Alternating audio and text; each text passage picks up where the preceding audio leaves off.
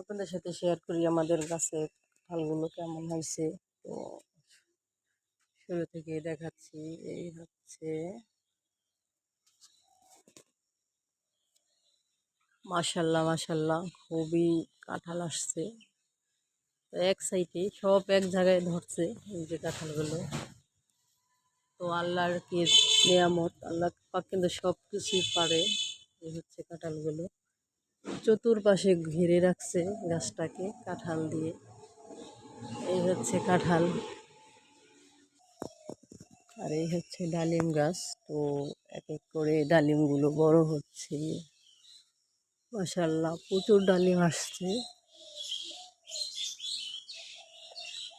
তো সব গাছের ফল আমি শেয়ার করি আপনাদের সাথে। এই যে লেবুগুলো ঝুলে আছে,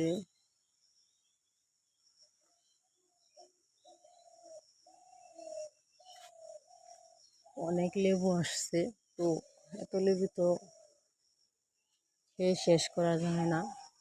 গাছ কিন্তু আমাদের আরও একটা আছে। এই যে মাশাআল্লাহ মাশাআল্লাহ খুবই লেবু আসছে, এখানে এক জায়গায় কতগুলো।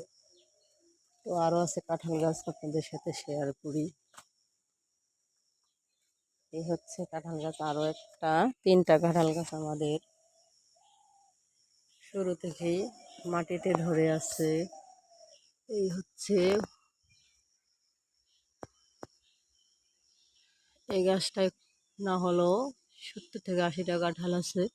কাঁঠাল কিন্তু খেতে খুবই ভালো। তো সব কিছুই শেয়ার করব যখন আমরা কাঁঠাল খাবো।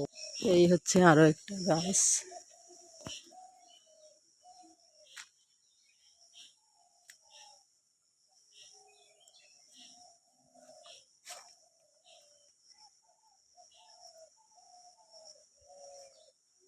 মাশাআল্লাহ খুবই বড় হয়েছে।